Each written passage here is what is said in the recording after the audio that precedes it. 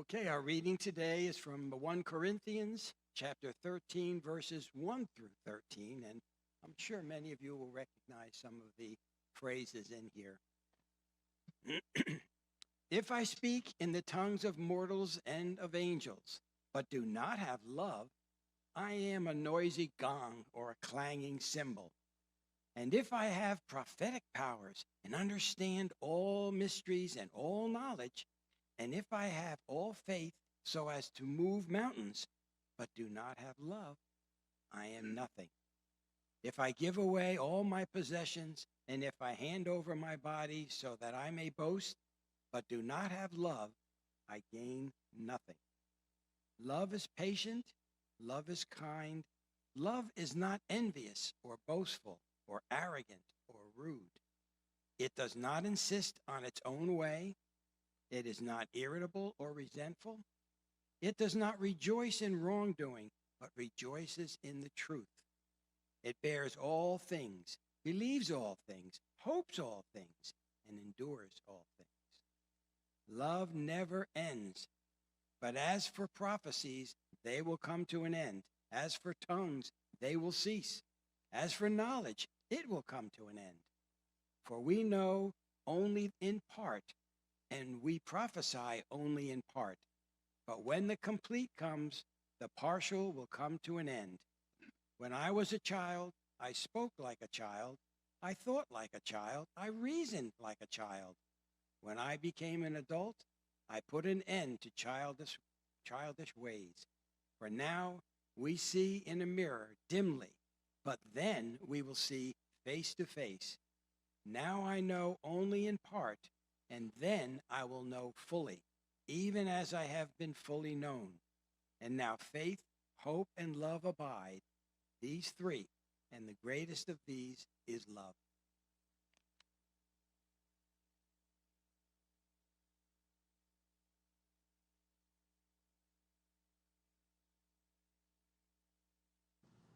Thank you, Frank.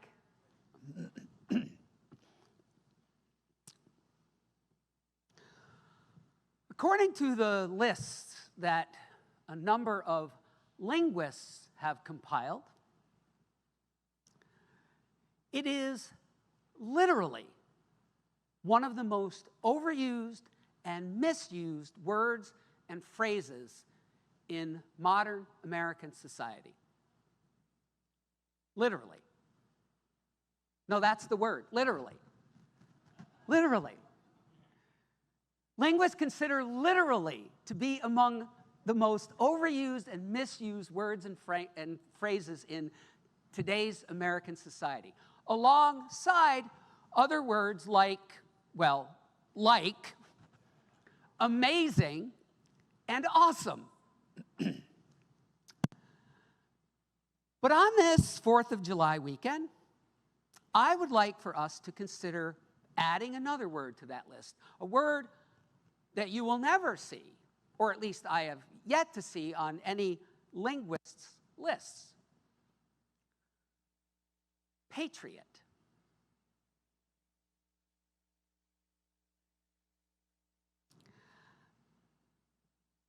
See, I don't know about you, but for most of my life, the word patriot tended to be most commonly used in school or college when we were discussing the American Revolution, or in and around particularly important national holidays, Veterans Day, Memorial Day, and of course, the 4th of July.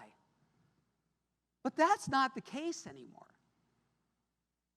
It seems to me that we have reached a time in our nation where the word patriot has begun to be used in all kinds of ways, in all kinds of different contexts. We're in a time, for instance, where every elected official and every aspiring elected official, whether they are running for president or Congress or governor or mayor or to be the assistant to the assistant in charge of ant farm licensing,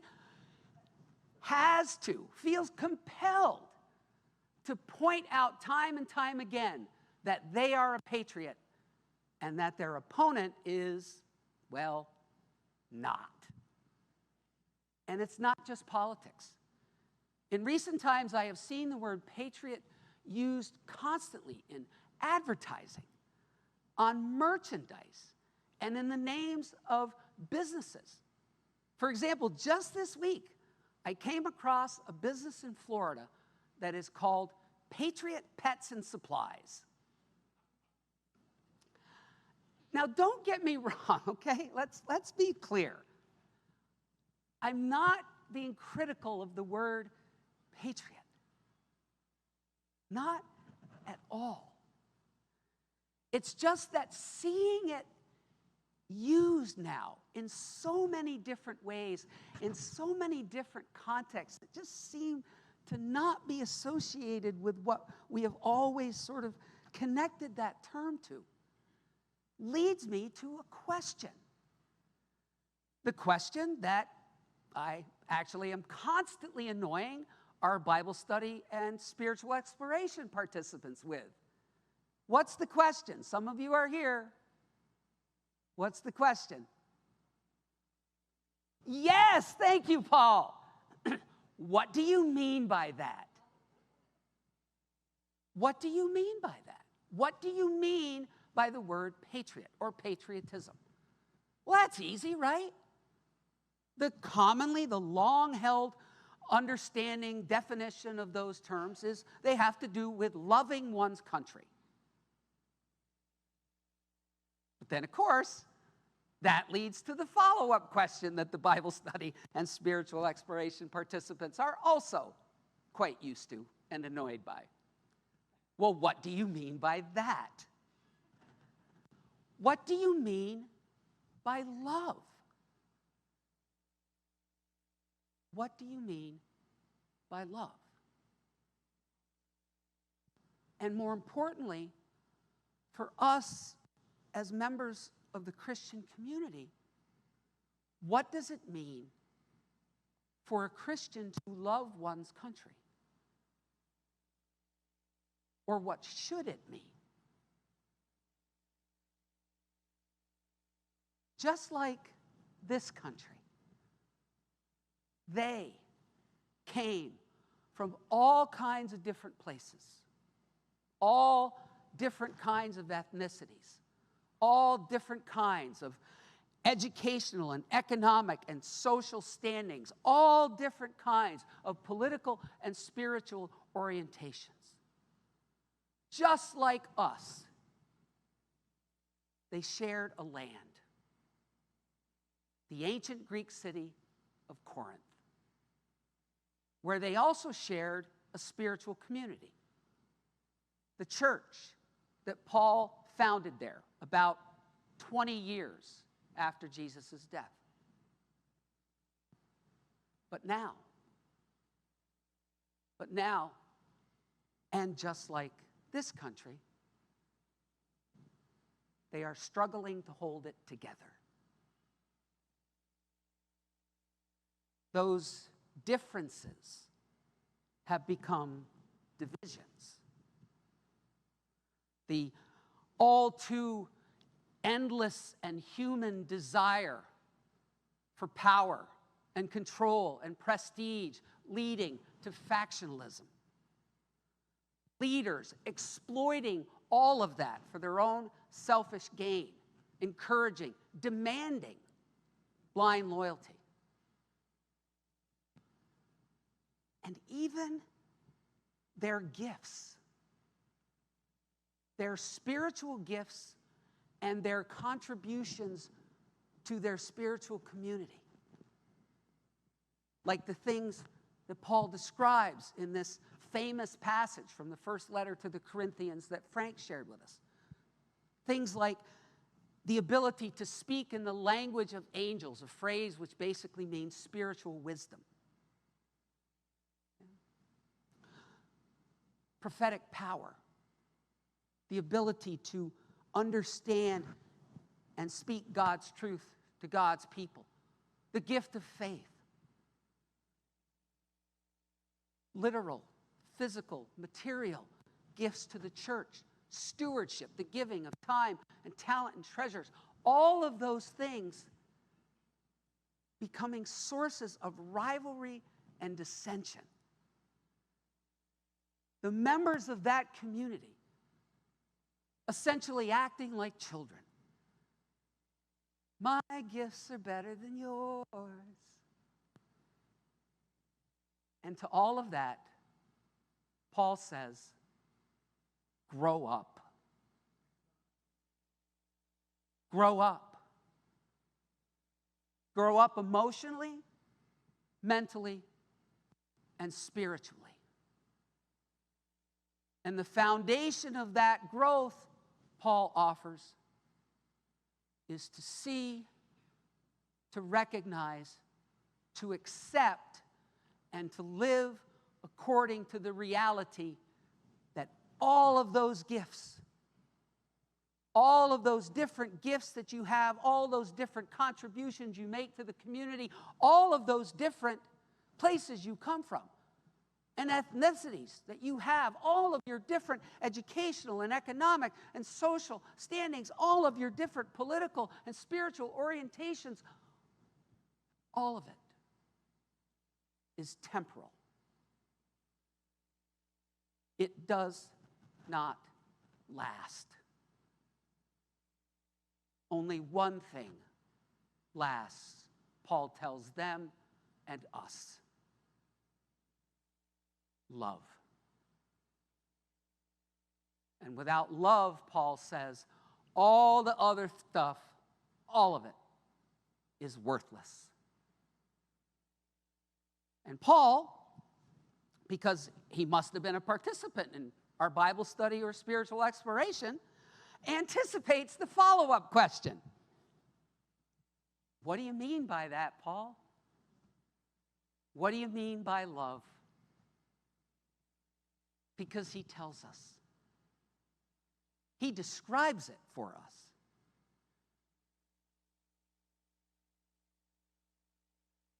And it is different. Different than many of the interpretations of love. Because we know that love can mean a lot of different things to a lot of different people in a lot of different circumstances. And it did to the people that Paul is speaking to. In the Greek-speaking parts of the Roman Empire, there were a number of words for love, and they meant different things. Do you mean storge, Paul? Greek word that refers to love of family? No, it's good, Paul says, but no, that's not what I mean. How about eros, the Greek word for love associated with passion and intimacy? No, not that. Philia, then, the Greek word for love that's associated with friendship. Paul says, no, that one's good too. You're getting warmer. The word that Paul uses is agape, a word that essentially means selfless love. Selfless love. Love that is not rooted in emotion or feelings, but love as an act, as a decision, as a way of being in the world, regardless of how we feel or our temporal circumstances. All of the things, all of the characteristics that Paul uses to describe that love in this passage, in the Greek that Paul writes in, are in the active sense. So that passage, that section of the passage, probably more accurately should be translated as love acts with patience. Love does deeds of kindness. Love does not act in ways that are boastful or arrogant or rude. Love does not act in, when he says rejoice in wrongdoing, love neither acts in wrongdoing or celebrates it. Instead, love recognizes wrongdoing for what it is and rejoices in, acts in, recognizes in, accepts and lives into the truth. The truth.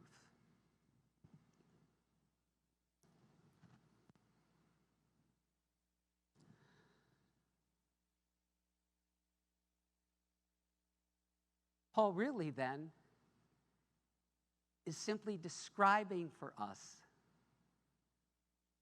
the love that Jesus calls us to. The love that is intended to be the foundation of all relationships within the Christian community, and by extension then, all relationships. Whether it's with a spouse or partner, a friend, a child, a coworker, or even a nation. A nation.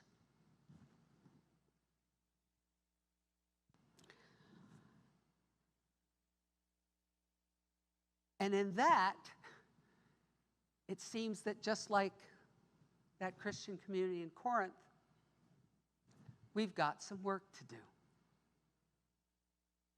We've got some work to do. And especially, I think, in these times, when it comes to that last characteristic that Paul identifies and that I mentioned, rejoicing in the truth. The truth about who we are, who and what we are as a country, and who and what we are not.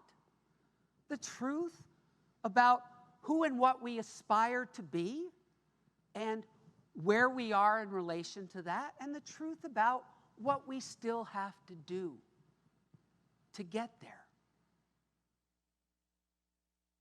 Because it seems to me like we're in a time where we are drifting farther away from that kind of honesty, as Paul would call it.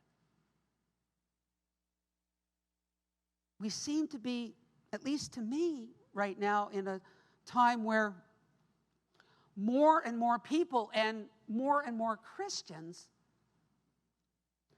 believe that our country is only okay, is only good if our side is in power. And this far from complete collapse if the other side is. We seem to be in a time when more and more of us and more Christians also seem to believe that, well, we are perfect. We are flawless as a country, and there is nothing that we have to learn from any other countries that might help us to be better. While at the same time, far too many of us and far too many Christians are suffering from what the comedian and social critic Bill Maher calls progressivophobia. Progressivophobia.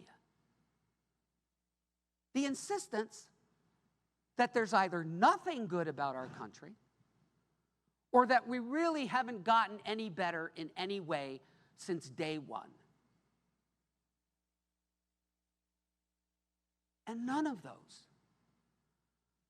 those views that are becoming more increasingly common are rooted in the truth. And so therefore, they are not rooted in love. The love that Paul calls us to as a community. The love that both Simone Weil and Richard Mao talk about when it comes to patriotism. In response to her nation's cooperation at one point with Hitler and the Nazis, the renowned French philosopher and Christian Simone Weil came to see that while there is something very meaningful about the loyalty that is associated with patriotism, true patriotism, real love of country means to be both appreciative and honest. It means to see one's country as both beautiful but also flawed. Or as the contemporary evangelical theologian Richard Mouw says, it requires being able to praise one's country, but also honestly acknowledge its misdeeds and mistakes. That is what it means to be a patriot. So, in the spirit of all that, and in celebration of the birth of our country, and hopefully in a way of improving the level of genuine patriotism in our country, and as a public service, I would like to suggest, because as we know, as we've been talking about with words, words mean things. So I would like to suggest that in celebration of the 4th of July this year, we look at some other overused words and phrases in our time and consider getting rid of them.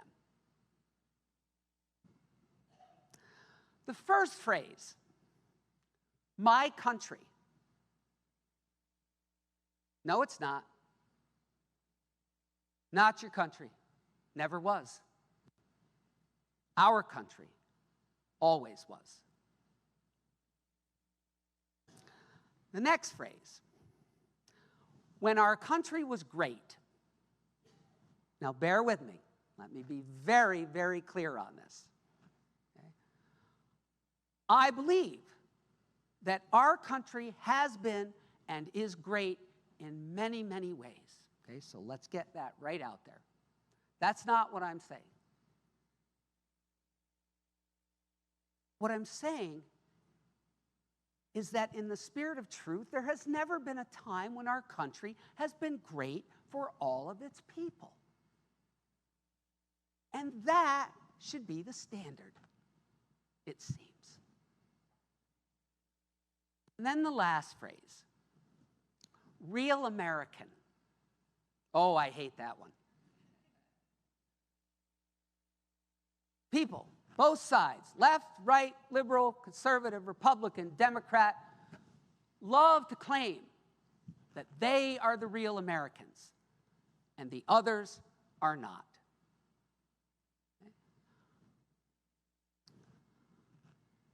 I would be willing to bet my house. I was going to say bet my house, but Cindy's here. I would be willing to wager that there is at least one person among you who does not agree with everything that I say. I couldn't say that with a straight face, that there would only be one.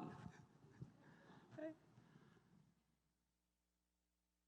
There's no one in here who agrees with everything that I say every Sunday. And I know would not agree with me on every issue. But that doesn't make you or me any less a real American.